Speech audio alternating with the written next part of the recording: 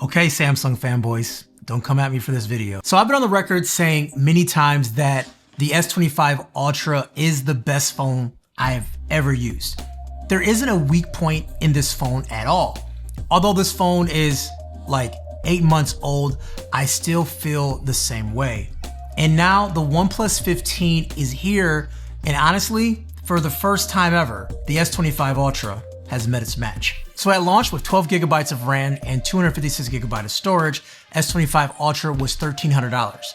And the OnePlus 15 with the same spec loadout is starting at $899. Also with all OnePlus phones, you get the Super VOC charger in the box. So value-wise, your money goes longer with OnePlus. So when it comes to value, 1 point to OnePlus. Now, although both these phones don't look like rugged phones, they have this premium build, but they are both extremely rugged.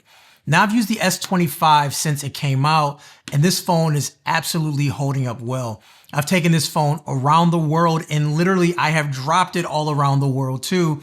And I'm like really impressed that the phone is still showing no damage. Also, the screen is flawless without a protector compared to my 2-month-old iPhone, which has tons of micro scratches all over it already. The OnePlus is built with a high-grade aluminum frame as well, and on paper is actually stronger than the S25 Ultra. Plus, it has an IP69K rating on top of the IP68, which means it can handle high pressure and high temperature water jets. I can't speak to long-term durability yet, but as you know, I do long-term reviews. So make sure you subscribe for that coverage coming up. Now, OnePlus is also using a flatter, but also rounded off design. And I just think it feels great in the hand. It is very comfortable for a phone this size. The S25 is like sharp and boxy, and it feels very industrial feeling, like this is a square phone. I can't say it feels good in the hand, but it's something I got used to after a while. But being honest, it's not super comfortable. This video is absolutely on fire right now, and it's time to cool it down with today's sponsor, Lark. So people always tell me that I need to drink more water, but remembering to do it is kind of the hard part for me. I don't know why. I don't just instinctively think about picking up a water bottle. So I started using this. This is the Lark Pure Vis 2 water bottle. You know, there's a little light on the bottle that turns on when I haven't had enough water. I take that personally. I'll literally grab it just to make the light go away. It's kind of like a fun, weird game for myself, I guess. And I don't think drinking water becomes fun, but more so I'm accomplishing something, because there is an app that tracks how much water you drink, and it shows a real-time graph on your progress. And I love information, I love data. So seeing that data throughout the day actually keeps me accountable because I can see my hydration analytics. Now, the crazy part is this bottle cleans itself. It uses a UVC light to purify both the water and inside the bottle. So there's no more smells, no more slimes, no excuses, even if I forget it in the car. And it's just pressing this button right here. This little light lights up, and then once it's done, it is purified. And to top it all off, it has a built-in filter that improves the taste of water and removes the harmful contaminants. So if you're putting water in here from an unknown source, you should be good to go. I am drinking cleaner water, healthier water, and I'm also able to stay on track. If you want to try out the Lark bottle, click the link down below and level up your hydration during Lark's Black Friday sale, up to 30% off statewide. My mouth is so dry because my light just lit up and I gotta drink the water.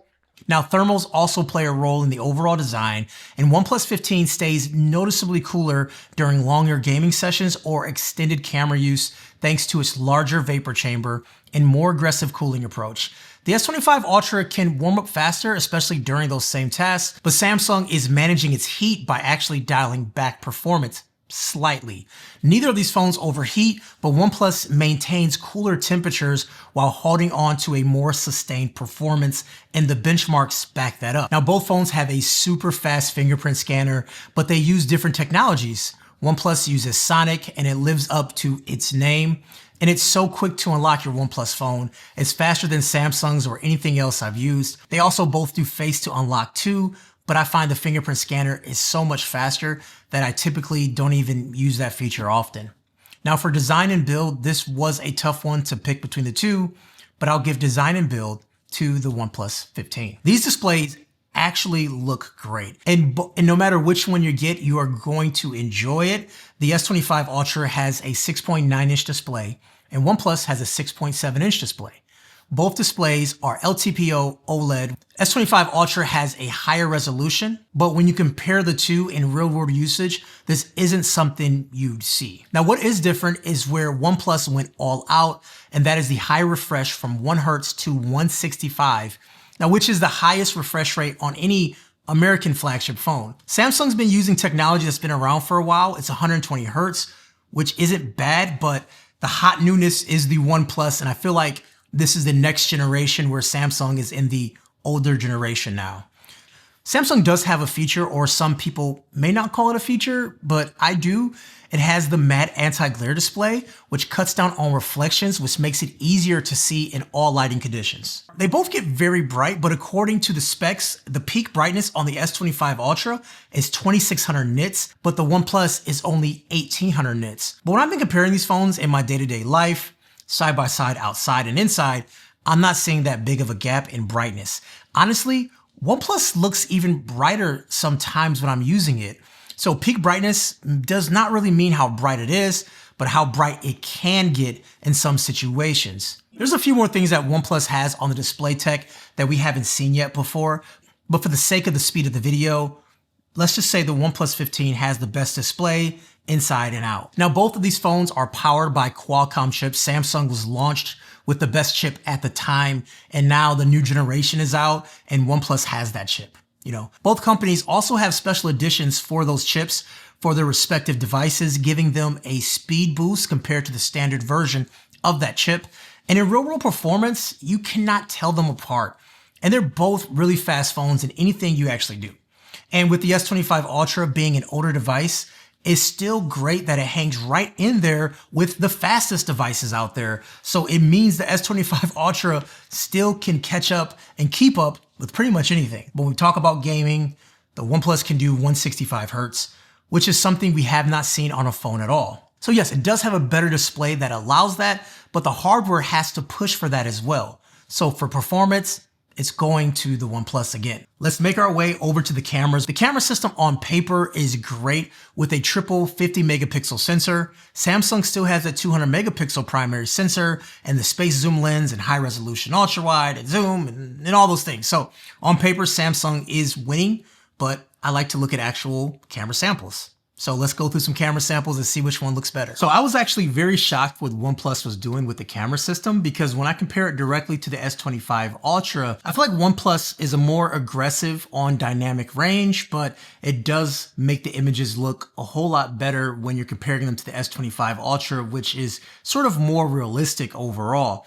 But the camera system on OnePlus has increased a lot, and it's really good compared to the S25 Ultra, and I was very surprised.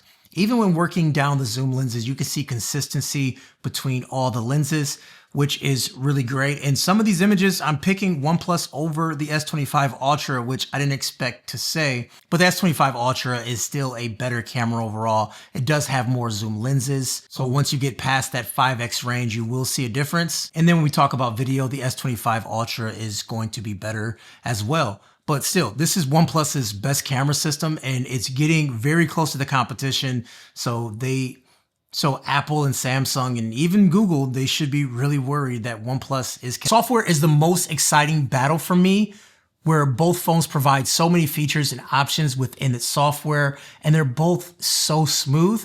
But if I had to go with my gut, it's the OnePlus 15. I feel like they borrowed, and I use that term loosely, the best features from iOS and also some of the things from One UI. Like the lock screen animations look so great. You can even customize it with so many little tweaks. With One UI, it has the same lock screen features, but it never feels as smooth as OnePlus. And honestly, I feel like that's the theme of what I'm getting at. I mean, we can go feature to feature on both phones and Samsung will win because they have things like DeX, S Pen, Smart Switch. I mean, there's a lot of things Samsung truly has, and there's so many features that I tend to forget if they're not part of my workflow. Okay, so when it comes to battery, OnePlus is on a completely different level. This is the best battery life I've seen on any smartphone, and it's not even close. It's because they're using a solid state battery, more capacity, safer, and it barely heats up.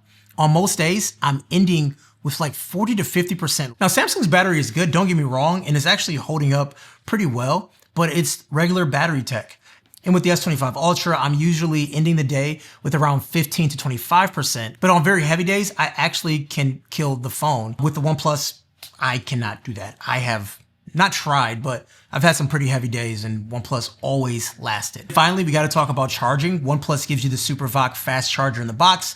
Goes from 1 to 60 in like 15 minutes. Full charge in about a half an hour. Samsung takes over an hour and they don't even give you a charger in the box. So yeah. OnePlus also stays cooler while charging too. Samsung can get warm, especially if you're using the phone at the same dang time. So yeah, I didn't expect these results when we compared these two phones, but when I put the points on the board, it is an absolute slaughtering from OnePlus. And the OnePlus 15, crazy enough, gets me more excited about the Galaxy S26 Ultra because the S25 Ultra held its own for so long that the S26 Ultra just better come correct compared to the OnePlus 15 because this phone is goated as the best phone I have ever used. I wish the camera was better, but beyond that, everything about this phone is almost perfect.